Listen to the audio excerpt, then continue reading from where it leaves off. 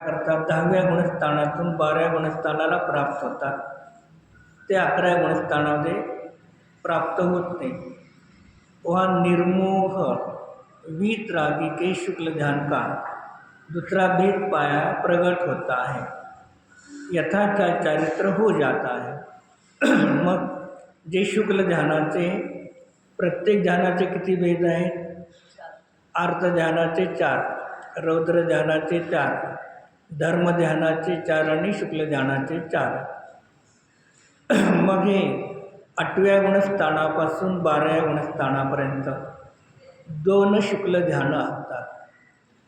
त्यामध्ये 8व्या गुणस्थानापासून 11व्या गुणस्थानापर्यंत पहिलं शुक्ल ध्यान असतं.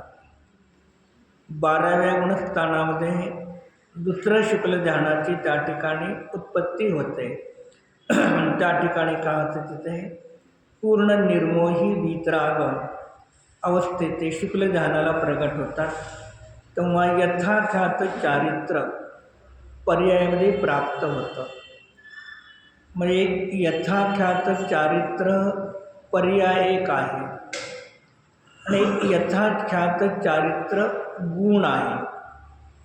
जे गुण जसा यथाख्यात म्हणजे जसं चारित्र गुणाचं स्वरूप आहे तशाच रूपाने गुण असणं त्याला म्हटलं जातं यथाख्यात चारित्र गुण. त्या यथाख्यात चारित्र गुणाची 12व्या गुणस्थानामध्ये जसा द्रव्याचा स्वभाव आहे, गुणाचा स्वभाव आहे, तशीच पर्यायामध्ये 12व्या गुणस्थानामध्ये यथाख्यात चारित्र पर्याय प्रगट होतं दुसऱ्या शुक्ल ध्यानाच्याद्वारे. नंतर 12वें के अंत नाही, ज्ञानावरण दर्शनावरण अंतर है. इन तीनों का भी विनाश हो गया. मोह का नाश पहले ही हो चुका था. तब चारों घाती कर्म को नष्ट हो जाने से 13वें गुणस्थान में केवल ज्ञान प्रकट होता है. वहाँ पर ही शुद्ध परमात्मा होते हैं, अर्थात उनके ज्ञान पूर्ण प्रकाश हो जाता है, निष्कषाय है. मग ते 12 गुणस्थानावरती जीव पहिले का झालं? मोहाचा अभाव 12व्या गुणस्थानामध्ये झाला. जे 8 कर्मापैकी श्रद्धेच्या अपेक्षेने क्षायिक सम्यक दर्शन श्रद्धा अभाव झाला, चारित्राचा अभाव झाला. पण दर्शनावरणीय ज्ञानावरणीय अंतर आहे आणि 3 कर्माची त्या ठिकाणी सत्ता आहे, उदय आहे. आणि तोच काय तो 12व्या गुणस्थानाचा अंत समय आणि 13व्या गुणस्थानाच्या प्रथम समयामध्ये. म्हणजे यासाठी कोणतं सूत्र दिलं उमास्वामीने? मोह क्षयात ज्ञान दर्शन केवलाच. म्हणजे मोहनियाचा क्षय झाला 12व्यामध्ये, तेव्हा 13व्यामध्ये 3 घाती कर्माचा अभाव होतो आणि केवळ ज्ञान प्रगट होतं.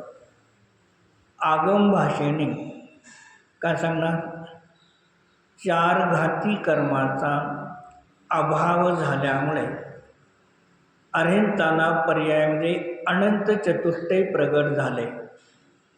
ही आगम भाषा कर्माच्या अभावामध्ये जीवाला शुद्धी प्राप्त झाली हे आगम ग्रंथ सांगतो. मग अध्यात्म ग्रंथ काय सांगणार? 4 घाती कर्माच्या अभावामुळे अनंत चतुष्टय प्रगट झाले नाहीत. काय? 4 घाती कर्माच्या अभावामुळे अनंत चतुष्टय प्रगट झाले नाही. कारण 4 घाती कर्म हे जड पुद्गल आहेत, अजीव आहे, रूपी आहे. आणि अरिहंताची अरिहंतावस्था अनंत चतुष्टय रूपी आहे का अरूपी आहे? अरूपी आहे. अरिहंताचं समोषणमध्ये अरिहंतांचं परमावधारिक शरीर दिसतं का समोषण दिसतं, का त्यांचे अनंत चतुष्टे दिसतात आपल्याला? परमावधारिक शरीर दिसतं, असं विचार तसं त्यांचं शरीर आहे ते दिसतं. बहिरंगामधले समोषण दिसतं, पण त्यांचे दर्शन, ज्ञान, आनंद आणि वीर्य या गुणाच्या अनंत चतुष्टे पर्याय दिसतात का? नाही. कारण आत्मा अमूर्तिक आहे, आत्म्याचे गुण अमूर्तिक आहे आणि त्याचे होणारी पर्याय ही अमूर्तिकच असतात, मूर्तिक असत नाही. म्हणून काय झालं? अध्यात्मग्रंथ सांगतो की कर्माच्या नाशामुळे अनंत चतुष्टय प्रगट झाले नाही. लोकव्यवहारामध्ये उदाहरणं पहा की एका मातेने बालकाला जन्म दिला, मग बालकाला जन्म दिला म्हणून ती स्त्री आहे का? बालकाला जन्म दिला म्हणून ती स्त्री आहे का? स्त्री आहे म्हणून बालकाला जन्म दिला? जे स्त्रीत्व तर आहे म्हणून तिने बालकाला जन्म दिला. मग बालकाला जन्म देणे आणि माता होणे एकाच वेळेला का दोन काळाला? एकाच वेळेला. ज्या दिवशी ज्या क्षणाला बालक जन्मला त्याच क्षणाला मातृत्व प्राप्त होतं. आणि एखाद्याला संतती झाली नाही, त्यांनी दत्तक घेतला, त्याला मातृत्व येतो का मातापणा येतो? मातापणा. मातृत्व काय येणार नाही? मग जन्म देऊन त्या बाळाला दूध पाजून आधी जे मातृत्वाचे भाव आहेत ते दत्तक घेतलेल्या मात्याला मातापणा तर प्राप्त होतो, पण मातृत्व त्या ठिकाणी तिला प्राप्त होत नाही. मग तसं इथे आचार्य सांगतात जे कर्म आहेत, मग कर्म बंद होताना किती प्रकारचा कर्म बंद झाला? मुख्य रूपाने दोन, घाती आणि आघाती. मग त्याचे भेद केले तर 8 झाले. मग दुसऱ्या प्रकारे प्रकृती, प्रदेश, स्थिती आणि अनुभव हे 4 प्रकारचे बंधाचे स्वभाव आहे. कोणाचा? जीवाच्या, द्रव्याच्या, गुणाच्या पर्यायाचा स्वभाव आहे का कर्माचा? कर्माचा, जीवाचा नाही. मग ते 12व्या गुणस्थानामध्ये मोह का गेला? 13व्या गुणस्थानामध्ये दर्शन, ज्ञान, वीर्य हे का गेले त्या ठिकाणी? तर आचार्य सांगतात आपल्या घरी कधी पाहुणे येतात, मग बाहेरंगातून, परगावावरून, मुंबई, दिल्लीवरून येणारे पाहुणे जाताना काय करत जातात? येताना तर जायचं रिझर्वेशन तिकीट घेऊन येलो, आपण 2 दिवस राहा म्हणलं तर नाही आम्हाला जायचं, आम्ही तिकीट काढलं आहे, ते राहत नाही. तसं आचरणात कर्म बांधताना कर्म त्यांची स्वतःची स्थिती घेऊनच चालते आणि तेवढ्या काळापर्यंत जीवापाशी राहायचे आणि नंतर स्वतःचा आबादा काल संपला की निघून जायचं. मग जीवाने कर्म नाश केले का कर्म स्वयं गेले? कर्म स्वयं गेलेले आहे. पाहुण्याला आपण बोलवलं का? आले. कोण राहिले? तेच. गेले कोण? का आपण आपले आलो, आपण गेलो, राहिलो, आपण गेलो का आपल्या घरातले लोक? नाही. तसं हे पाहुणे कर्म पाहुणे आहे, आपले नाहीत. मग ते आपल्या परिणामाचं निमित्त घेऊन काय, आपल्या जीवाच्या रागद्वेषादी परिणामाचं निमित्त घेऊन त्यांच्यामध्ये प्रकृती, प्रदेश, स्थिती, अनुभवबंध पडला होता. स्थिती काल संपल्यानंतर उद्याला येऊन ते निघून चालले. म्हणून अध्यात्मग्रंथ वाचताना, ऐकताना, शिकताना कधीही जीवाने कर्म नष्ट केले म्हणू नका आणि कर्माचा नाश झाल्यामुळे जीवाला अनंत चतुष्टय प्रगट झाले म्हणू नका. अध्यात्मग्रंथाचा बरं तत्वसूत्र बाकीच्या ग्रंथात म्हणा तुम्ही, कहो लेकिन मानो मत, जाणा पण मानू नका. कारण का ते मग जीव जर कर्माचा नाश करत असेल, मग जिथे 4 घाती कर्माचा नाश केला तिथे 4 आघाती कर्माचा पण नाश करायला पाहिजे. का करत नाही? जीव जर करता असेल तर केले का? का बरं? मग त्या कर्माची आणि काय आहे स्थिती तेवढी आहे. कधी मी श्रीमंदर भगवंतांना प्रश्न विचारतो. काय विचारतो? हे श्रीमंदर स्वामी, तुम्ही अनंत चतुष्टयचे धारक आहात. तुमच्यामध्ये अनंत चतुष्टयमध्ये अनंत वीर्य प्रगट झालेलं, अनंत शक्ती प्रगट झालेली आहे.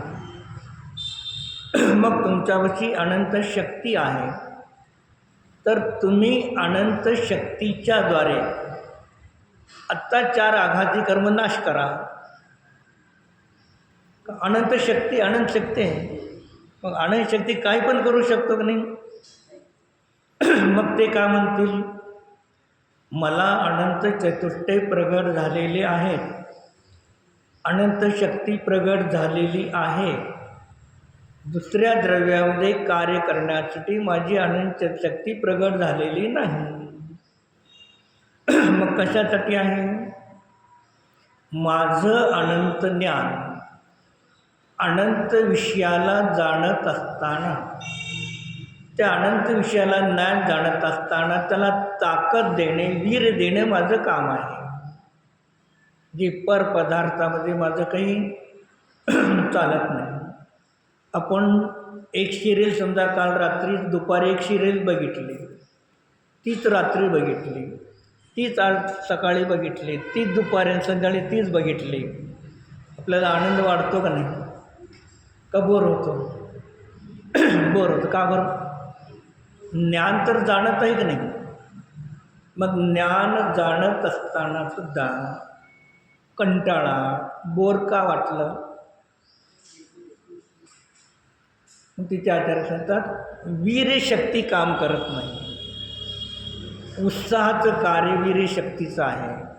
मग ज्ञान तर जाणू इच्छितो, पण तिथे जाणत असताना सुद्धा उत्साह नाही, बोर होतो. तिथे काय झालं? ज्ञानाचं कार्य तर ज्ञानामध्ये बघण्याचे भाव आहे, पण वीर्यांतराय कर्माचा उदय झाल्यामुळे तुम्हाला त्या ठिकाणी ते नको वाटतं. मग तसं अनंत ज्ञान जे अनंत पदार्थाला प्रतिसमयाला जाणतं, त्या अनंतांना कधी कंटाळाला का बरं? वीर्य आहे, अनंत वीर्य, म्हणून तिथे कंटाळा नाही. आपण दररोज पती पत्नीचा चेहरा पाहतो, केव्हा कंटाळा आला का? भांडणं झाल्यानंतर मग तो जावा, आणि गेले तर परत जाऊन आणतो. कोण सांगितलं जायला? मग तसं आचार्य म्हणतात की ते श्रीमंदर भगवान म्हणतात, मी माझ्या कर्मामध्ये सुद्धा काही करू शकत नाही. माझ्या परिणामाने आलेले कर्म त्याला नष्ट करण्याचं माझ्यामध्ये सामर्थ्य नाही. समजा ते म्हणतात, मला मग त्यांनी प्रश्न विचारला, ठीक आहे तुमच्या म्हणण्याप्रमाणे मी अनंत चतुष्टय घाती कर्माने आघातीचा नाश आत्ता केला, मी मोक्ष अवस्था प्राप्त केली आत्ता. मग माझं द्रव्य पर्याय रूपाने परिणमन करता करता जेव्हा माझी मोक्ष पर्याय येणार होती त्यावेळेला ती पर्याय माझ्या द्रव्यात राहिलीच नाही.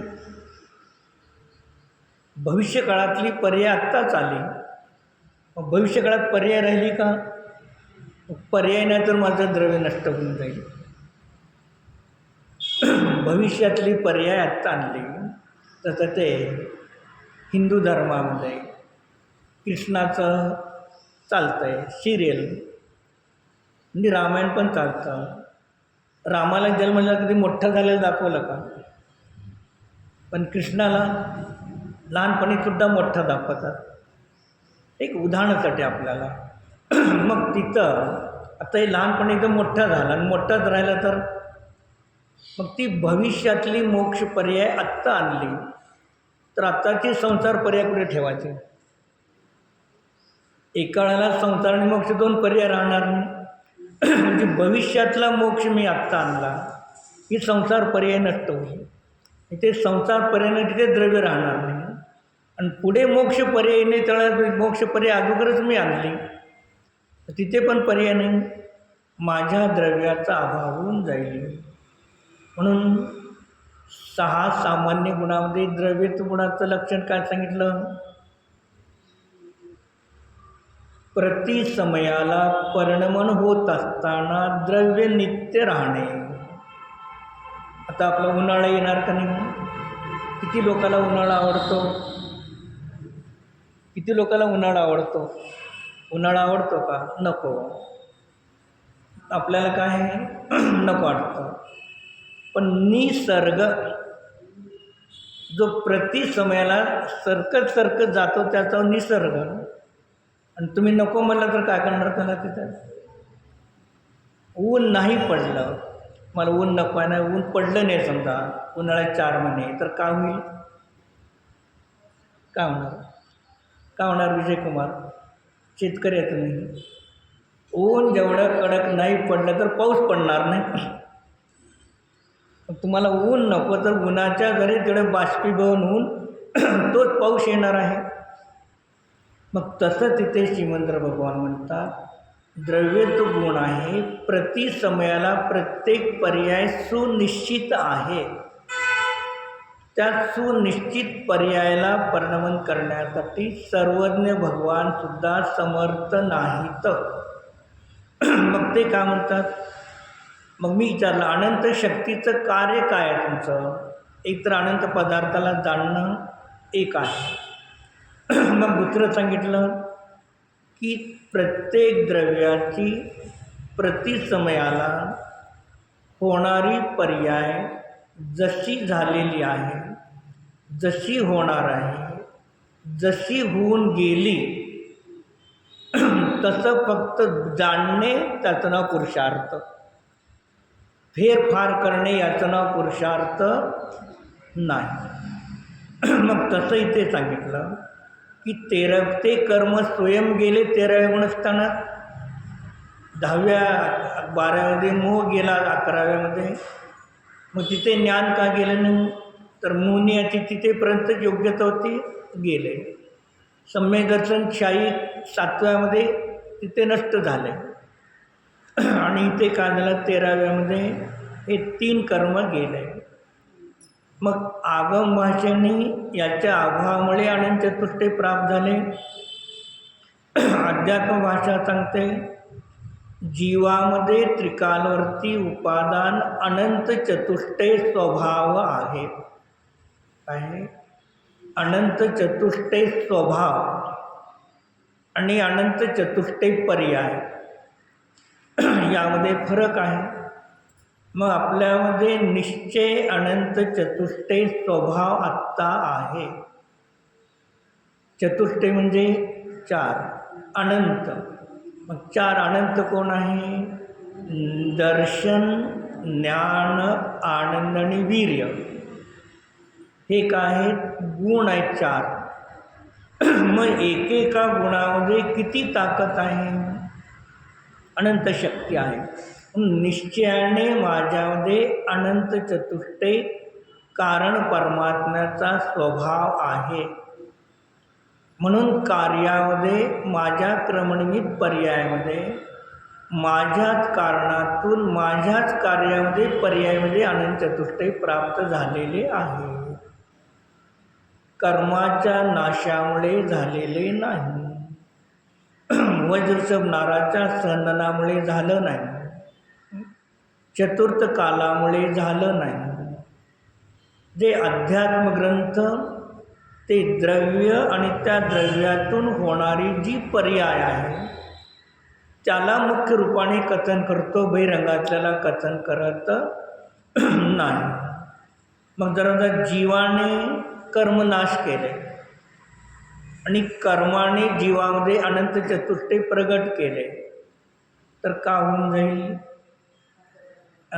एक द्रव्य दोन द्रव्याचा कर्ता मानावा लागेल. काय करावं लागेल? एक द्रव्य दोन द्रव्याचा कर्ता मानावा लागेल. तुम्ही गॅसवरती तवा ठेवला रोटली करण्यासाठी, मग तो गॅस तिथे जळतो. तुम्ही त्या शेगडीवरती तवा ठेवला, मग तवा कशामुळे गरम झाला?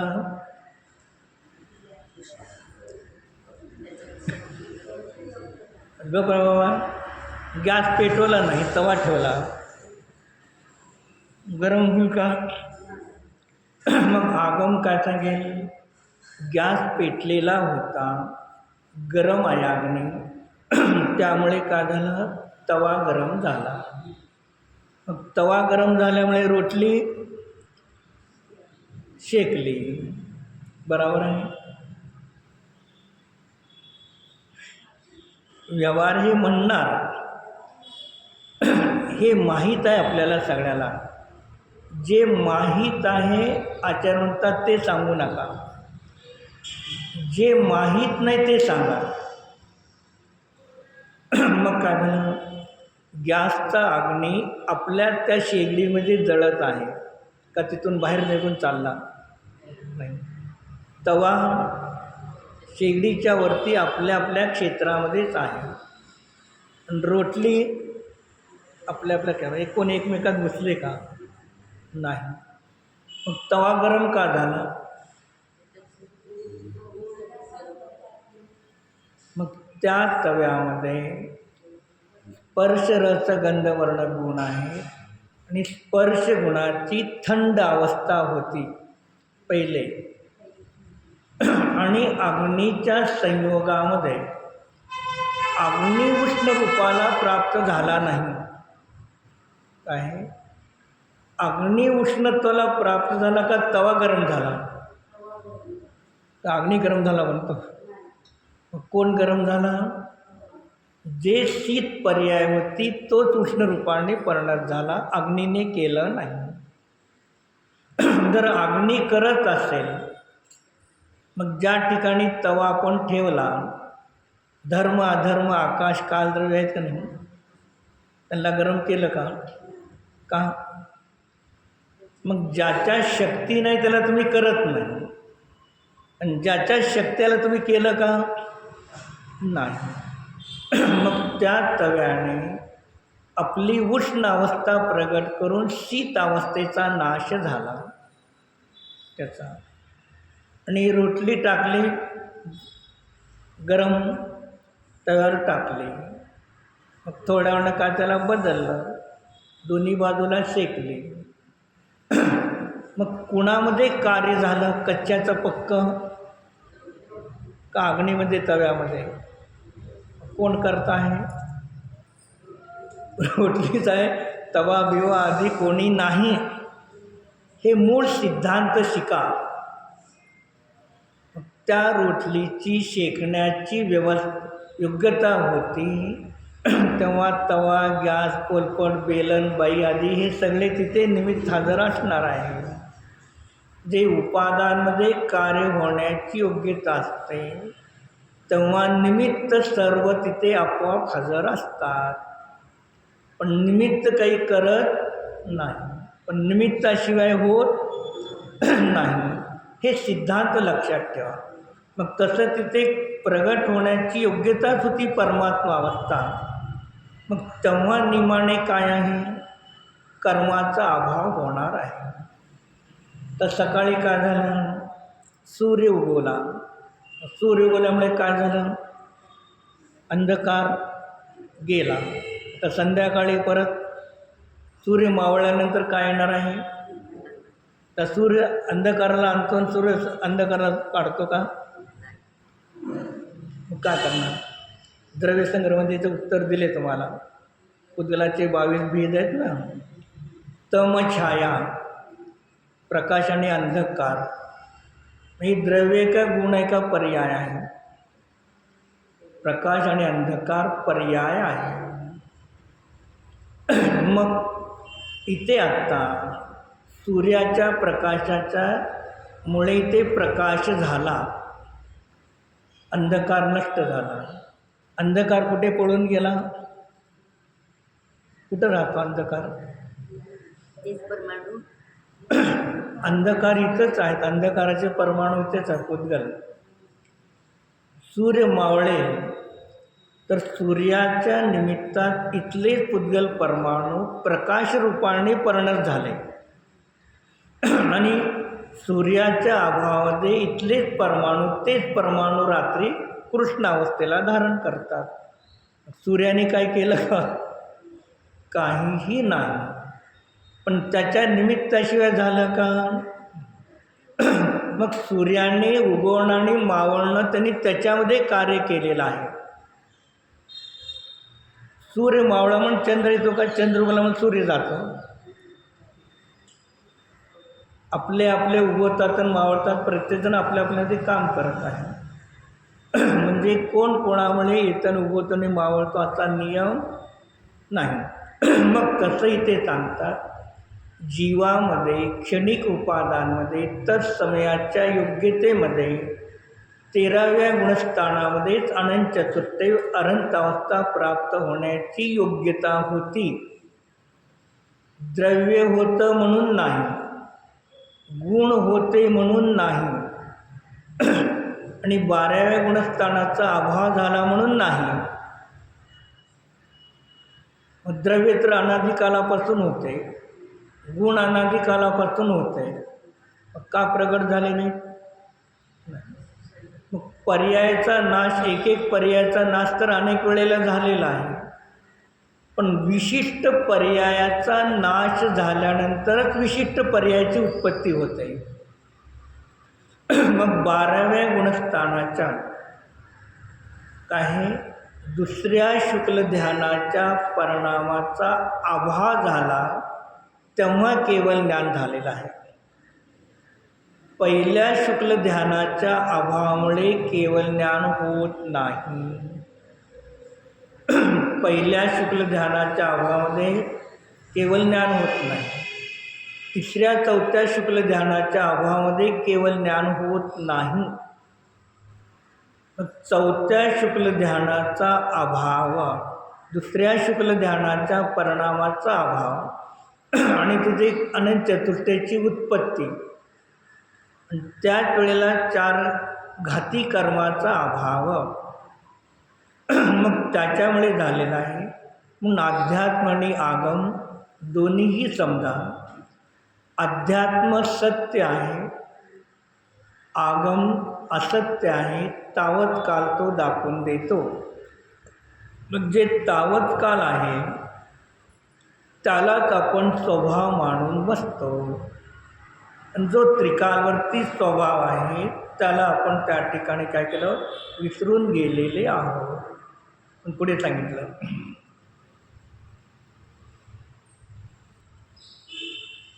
काढीचं परमात्मा अर्थात उनके ज्ञान का पूर्ण प्रकाश हो जाता है, निष्कषाय है. म्हणून कधीकधी अनंत भगवंताचं लक्षण करताना अनंताचं लक्षण काय केलं? अनंत कोणाला म्हणतात?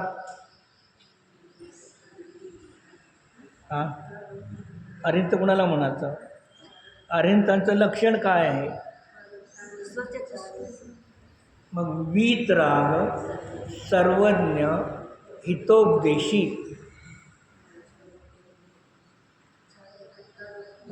पहिले काय घेतलं? सर्वज्ञ घेतलं का? हितोपदेशी घेतलं का?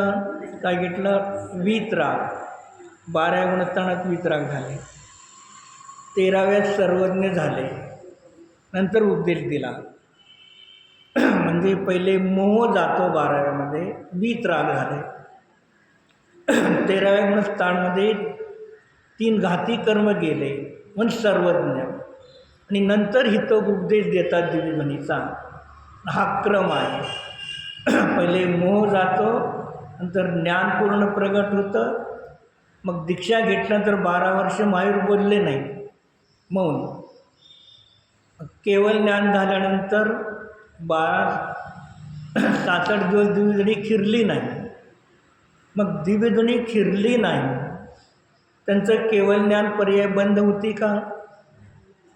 केवळ ज्ञान चालूच होतं. दिव्यध्वनी नाही खिरली तरी ते सर्वज्ञ होते, वीतराग होते, हितोपदेशी होते का? नाही. पण त्यांना पाहून सर्वज्ञाचं ज्ञान होत होतं नाही, मोक्ष मार्गाचं. मूर्ती हिताचे उपदेश आहे की नाही? हितोपदेशी मूर्ती आपल्याला हिताचा उपदेश देते का नाही? हे चेतन आहे का अचेतन आहे? जड आहे का चैतन्य आहे? अनंत चतुष्टय प्राणप्रतिष्ठा केलेत नाही त्याच्यामध्ये, मग ते आपल्याला हिताचा उपदेश देत नाही का? देते. 2 प्रकारच्या भाषा असतात, एक मौन भाषा आणि एक बोलून भाषा. हे मौन उपदेश देतात आणि ते समजवणे ते बोलून उपदेश देतात. आपल्याला बोललेलीच भाषा समजते, मौनाची भाषा समजत नाही. आणि त्या लहान मुलगा असला आपला वर्षाचा वा 1.5 वर्षाचा, मम मम मम मम तर मम करत आहे, त्याची भाषा सगळी. आणि ह्याची आरंताची मौन भाषा समजत नाही. मग त्यांचा दोष आहे का आपला दोष आहे? आपला दोष आहे. पण आपण दोष दुसऱ्या अर्थी फोडायची आपल्याला सवय आहे. म्हणून मग आचार्य सांगतात की आगम वा सत्य आहे, अध्यात्म पण सत्य आहे. आगम आणि अध्यात्म दोन्ही सत्य का आहे? दोन्हीही सत्य का आहे? तर अध्यात्म द्रव्याच्या त्रिकालवर्ती स्वभावातून कथन करतो. अध्यात्म द्रव्याच्या त्रिकालवर्ती स्वभावातून वस्तूचं कथन करतो, म्हणून ते सत्य आहे. आगम त्या द्रव्याला क्रोधादी कषाय शरीर परद्रव्य याच्यातून त्याला दाखवून देतो. क्रोधादी भावकर्म, ज्ञानावरणादी 8 द्रव्य कर्म, कुटुंब परिवारादी नोकर्म यांच्यातून ओळख करून देतो. मग ते शाश्वत आहे का?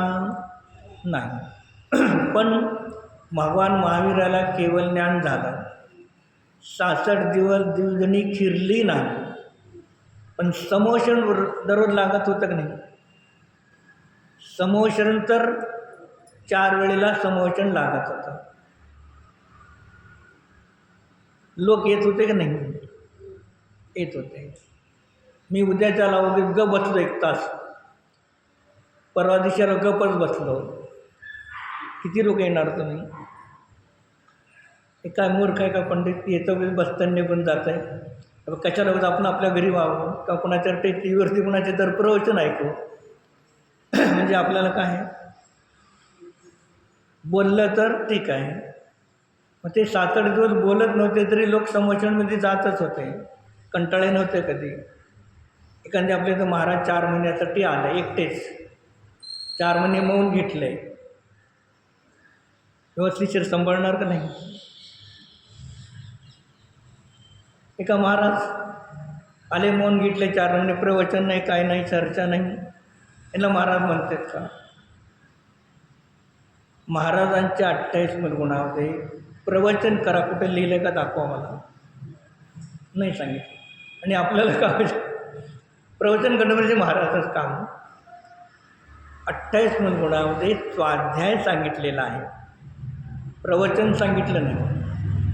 मग ते स्वाध्याय त्यांनी तर करतातच, पण मुनिराज आहे, त्यांचं ज्ञान आहे, चारित्र्य आहे, त्यांनी ग्रंथ वाचतात, अनेक प्रकारचे त्यांच्यापाशी क्षोभक्षम असतो आणि त्यांच्या माध्यमातून आपल्याला काही मिळावं. आपण सांगितलं तर ते प्रवचन करतात का? ते म्हणतात मी प्रवचन करतो उद्यापासून. आणि तेच येऊन बसले तर बिनमुलाय मेहमान कशाला आले म्हणणार. मी प्रवचन करताना परत बोलवायला पण जावं लागतं. न बोलत येऊन बसलं तरी प्रॉब्लेम. काय करणार. मग व्यवहाराच्या ठिकाणी आपलं काम आहे. महाराज आलेत, माताजी आलेत, प्रवचनची वेळ झालेला आहे, नमस्त करून शास्त्र घेऊन बोलून याचं आपलं कर्तव्य आहे. त्यांनी म्हणले आज नाही, नाही तर नाही. दुसरे कोण असतील, नाहीतर एकदा आपण पूजा करून ध्यान करून आपण स्वाध्याय करून जाऊ.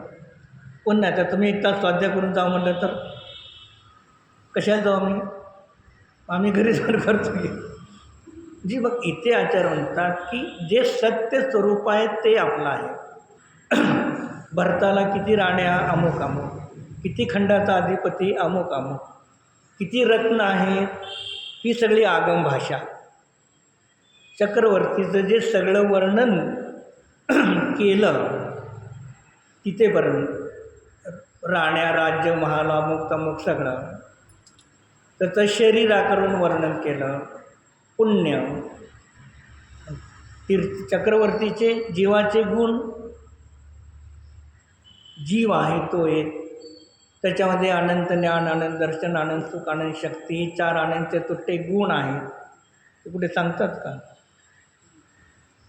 चक्रवर्तीमध्ये आनंद चतुष्टय गुण सांगितले का?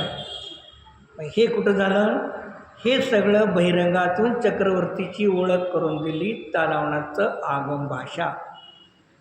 शरीर, धनसंपत्ती, पुण्य, पाप जे काही असतील तिकडून दाखवणं तालावणाचं आगम भाषा. मग ज्ञान, दर्शन, चारित्र्य आदी अनंत गुण आहेत. मग अनंत गुणाने युक्त असा तो भरताचा जीव, हे काय झालं? अध्यात्म भाषा. आणि वस्तूमध्येच काय, वस्तूमध्येच आगम आणि अध्यात्माचे धर्म वस्तूमध्ये आहेत. तुम्ही सांगितलं म्हणून तिथे आहे असं नाही. एखादे कवी असतील तर एक 10 कवींना काय केलेलं आहे, एक मोठंच्या मोठं गुलाबाचं फूल त्या 10 कवीला दिलं आणि याच्यावरती कविता रचा म्हटले. मग प्रत्येकजण कवी क्षोभक्षम आहे चांगला, मग सगळ्याची कविता एकच येईल का? का बरं? प्रत्येक कवीने त्यांनी स्वतःच्या बुद्धीने त्या कमळाचं वर्णन केलं म्हणून त्या कमळामध्ये गुणधर्म आहेत.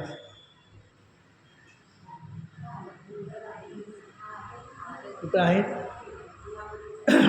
त्या कमळामध्ये तेवढे गुणधर्म होते म्हणून त्यांनी वर्णन केलं.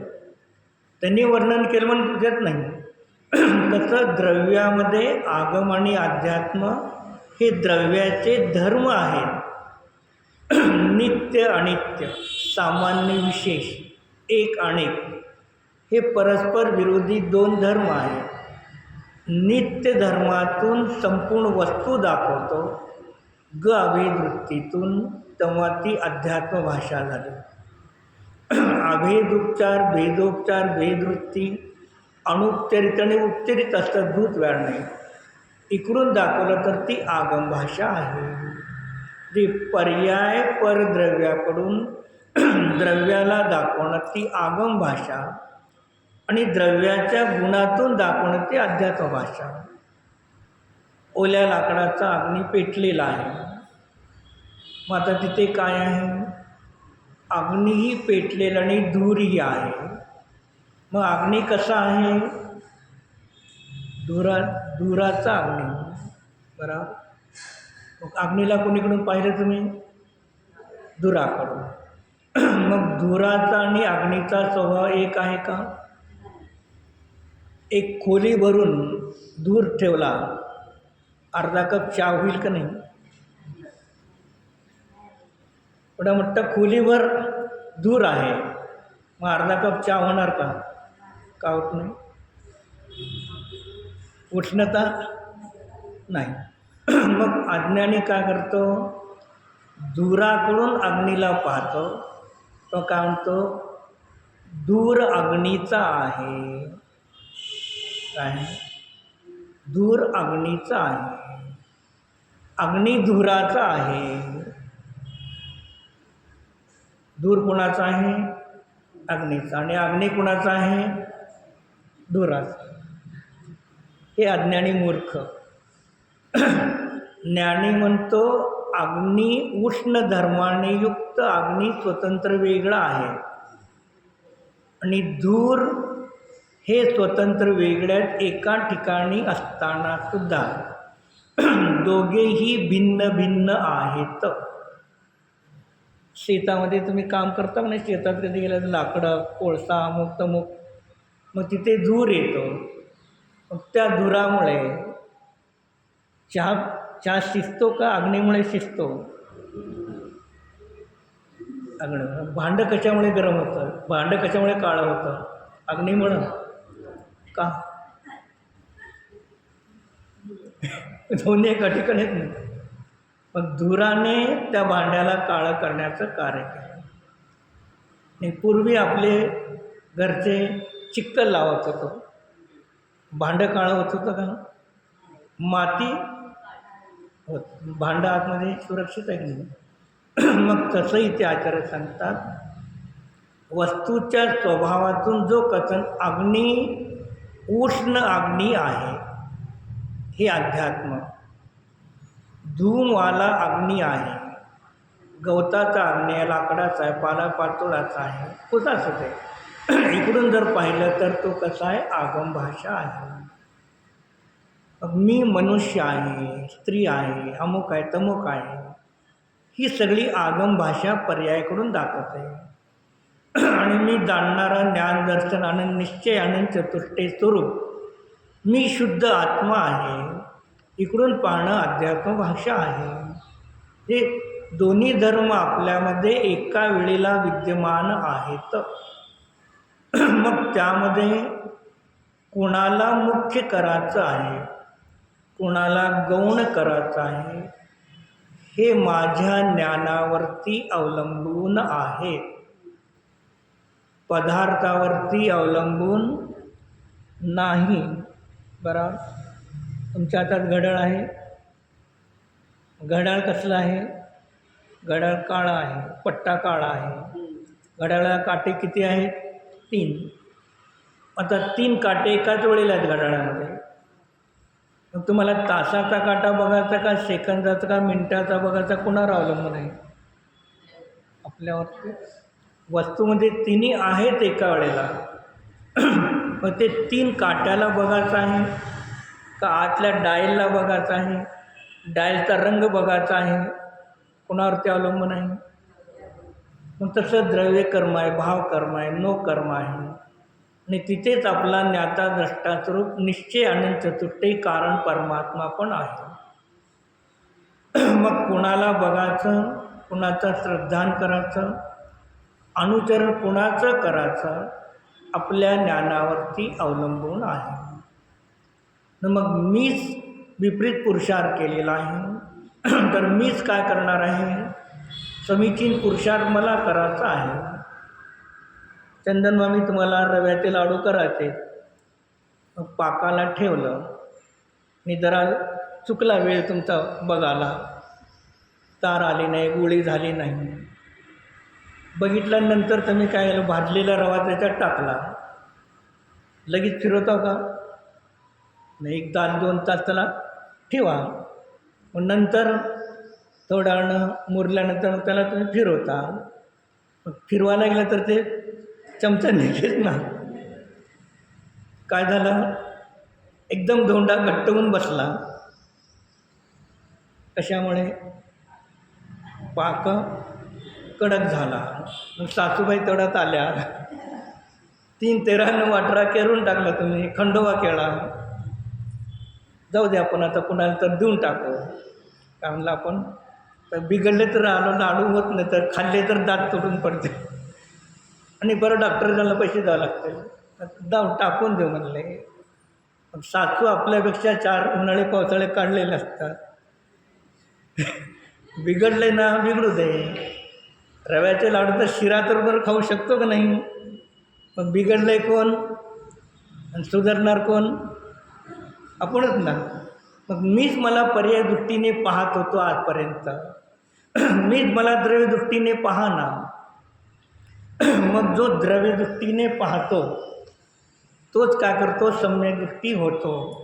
इथे कुंदकुंदाने सुद्धा समयसारमध्ये सुरुवातीला सांगितलं की सम्यक दृष्टी कोण होतो आणि कोणाचा आश्रय घेतल्यामुळे जी सम्यक दृष्टी होतो. गाथा नंबर 11 आहे. तर गाथांतर अर्थ वाचतो मी. गाथार्थ व्यवहारने अभूतार्थ आहे. जे जेवढी आगम भाषा आहे ती सगळी अभूतार्थ आहे. शुद्ध नाही भूतार्थ आहे. जे ग अभिवृत्ती भूतार्थ आहे. बाकी सगळे कसे आहेत, अभूतार्थ आहेत असे म्हटले आहे. जो जीव भूतार्थाचा आश्रय घेतो तो जीव निश्चयाने सम्यकदृष्टी होतो. जे व्यवहार निश्चय दोन्ही एका ठिकाणी आहेत. दोन्ही एका ठिकाणी असताना सुद्धा जो निश्चयाने माझा स्वभाव जाणणे पाहणे ज्ञानदर्शन मात्र आहे अशा स्वभावाला ज्ञानाचा जरी विचार करतो. ध्यानाचं लक्षण काय आहे? उपयोग एका ठिकाणी जास्त काळ टिकणे हे ध्यानाचं लक्षण नाही. पहिले निर्णय करा काय आहे ते, नंतर बघू आपण पुढं. पहिल्यांदा मुलगा परीक्षा आहे. जे मुलगा खेळताना त्याला आपण जेवायला बोलवलं, तो जेवण करू लागला, जेवते तर पण आई का म्हणते, आई का म्हणते, तुझं कशाचं ध्यान चाललं आहे, जेवतो का काय ध्यान करायला. म्हणजे क्रिया तर त्याची खाण्याची, त्याला कुणाचं ध्यान करतो, म्हणजे तुझ्या ज्ञानामध्ये कुणाचा विचार चालू आहे. मग ज्ञानामध्ये ज्या पदार्थाचा विचार केला, ज्या पदार्थाला जाणलं त्याचं नाव ध्यान. बस. विचाराचं नाव ध्यान आहे. आणि जिथे विचार नाही त्याला ध्यानच म्हणत नाही. आणि ज्या ठिकाणी जीवामध्ये एक क्षण मात्र विचार बंद झाले तर का होऊन जाईल, जीव जड होऊन जाईल. मग कधी संपतं का? म्हणून आत्म्याला म्हणतात आचार्य जागृत दैवत. झोपेत पण जाणं टाकतो, जागृतपणे जाणं टाकतो. जे जाणणं आपला स्वभाव कधीही नष्ट होत नाही. तेरला तिथे जागृत दैवत बघायला जाऊ नका. इथे आपला आत्मा जागृत दैवत आहे. मग अशा भूतार्थरूप आत्म्याचं ध्यान करा, विचार करा. मग त्याच वेळेला निश्चय सम्यक दर्शनाची प्राप्ती होते. मग तिथे सम्यक दर्शनाची प्राप्ती झाल्यानंतर मग यथाशक्ती वेळ काढून 10-15 मिनटं सामायिकला बसण्याचा प्रयत्न करतो, चिंतन मनन करतो. पुढे काही काळानंतर ध्यानाची स्थिरता आपोआप वाढते. वर्ष 10 महिन्यानंतर एखादा मुलगा डायरेक्ट पळतो की नाही रस्त्यावर, काय करतो, किती पाऊल टाकतो पहिल्यांदा? 1 पाऊल टाकतो की एखादा टाकत कट म्हणून गांडीवर आपडतो. मग त्यांनी 1 पाऊल टाकल्यानंतर त्या बालकाने आई काय करते, पाऊल उंडे. आता संपले सगळेच. मग पाऊल उंडे देते की नाही. आणि पडला, दुसरा पाऊल टाकला नाही, पण माझं बाळ आज उभारलं, तो निमाने उद्या पडणार आहे. तसं एक क्षण आत्म्याला जाणला तर तुम्ही उभारला. तुम्ही पुढे निमाने मुनी झाला चपक तर एक अंतर्मुख तुमचा उपयोग निमाने टिकणार आहे. ही आजचा एक क्षणाची अनुभूती तुम्हाला अनंत काळाला स्थिरतेला कारण होणार, पण हे आपल्याला समजत नाही. एवढं झालं ध्यान म्हणतात का? ज्याचा उपयोग टिकला पाहिजे. श्रेणी आरूढ लावलेला जीवाचा सुद्धा उपयोग जास्त काळ टिकत नाही, लक्षात ठेवा. आहे श्रेणी आरूढमध्ये आहे. ज्ञानाच्या पर्याय आहेत का नाही. मग 8व्या गुणस्थानातली एक श्रुत ज्ञान पर्याय उत्पन्न झाली. तीच ज्ञान पर्याय पुढे पुढे राहते का? मग ज्ञान पर्याय का झाली? स्थिर आहे का ध्यान अस्थिर आहे? ध्यानाचा विषय स्थिर आहे तर ध्यान अस्थिर होतं, हे लक्षात ठेवायचं. आपण काय करतो, ते उत्पन्न होणाऱ्या पर्यायाला थांबवू इच्छितो, तर ते तर ध्यान म्हणत नाही. एवढं सोपं सरळ आचार्य सगळ्या ग्रंथात दिले आणि या सोप्याला लोक कठीण करून टाकल्यामुळं आम्हाला होत नाही तर तुम्हाला कुठलं होणार. जाऊ दे चला मग काय म्हणतं त्याला, मग ही पंचेंद्रियाचे भोग पण नाहीत आणि ते आत्मिक भोग नाही. कशाला वगैरे जाऊन चला आपलं आपण काय करू. म्हणून आचार्याचं मुख्यानं काय आहे, चिखलामध्ये अडकलेल्या जीवाला हस्तावलंबून वर काढा. चिखल्यामध्ये पटलं त्याला चिखल्यामध्ये दाबू नका. नाही आम्हाला होत नाही तर तुम्हाला कुठलं होणार. मग आम्ही चिखलात आणि का जातो. मला होते तुला होतं, तू जीव आहे तुला का होत नाही असं त्याला हातामधून वरती घ्या तर तो पुढे जाईल. ना आम्हीच सगळं घरदार सोडले, आम्हालाच होत नाही. केव्हा तर होते एकदा प्रश्न विचारतात ना, मला होत्या केव्हा तर होते एकदा. तिथे आजन्माचा अंतर्मूर्ताला अनुभूती होते. काय करणार. ठीक आहे, जशी ज्यांची योग्यता, पण आपण आपल्यासाठी आपल्याला समजून सांगण्याचा प्रयत्न करू. आपण त्याच्यासाठी प्रयत्न करत तर आपल्याला कार्याची सिद्धी निमाणे होणार. हो.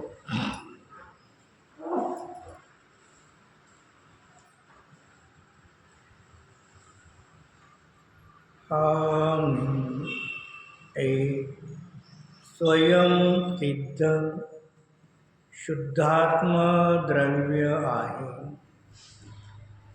अनंत दर्शन, अनंत ज्ञान, अनंत सुख, अनंत वीर्य, निश्चय अनंत चतुष्टयाने, अनादि अनिधन शुद्ध स्वरूप आहे. निर्गतित्व, निरायुष्यत्व, निर्गोत्रत्व, निर्वेदनीयत्व अशा 8 गुणाने युक्त निज शुद्धात्म द्रव्य आहे. औदारिक, वैक्रियक, आहार, तैजेस, कारमान पंच शरीराने रहित आहे. चैतन्य ज्ञान शरीराने सहित आहे. निश्चय पंचाचाराने परिपूर्ण आहे. पंचम गती प्राप्त स्वरूप आहे. पंचेंद्रिय व्यापार रहित आहे.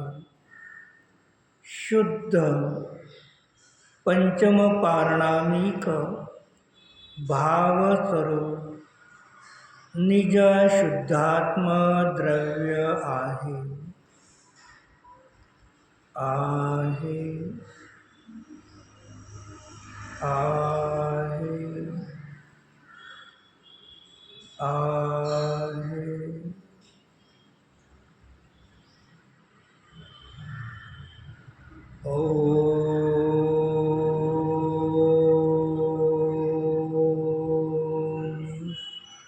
शांति, शांति, शांति.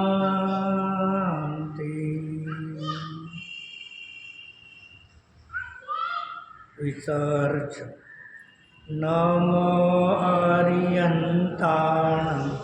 नमो सिद्धाणं, नमो आर्याणं, नमो वज्रायाणं, नमो लोये सौवताणं, नमो आर्यन्ताणं, नमो सिद्धाणं, नमो आर्याणं, नमो वज्रायाणं, नमो लोये सौवताणं, नमो आर्यन्ताणं, नमो सिद्धाणं नमो आयर्याण नमो वज्रायाण नमो लोये तवताम ओम विसर्जन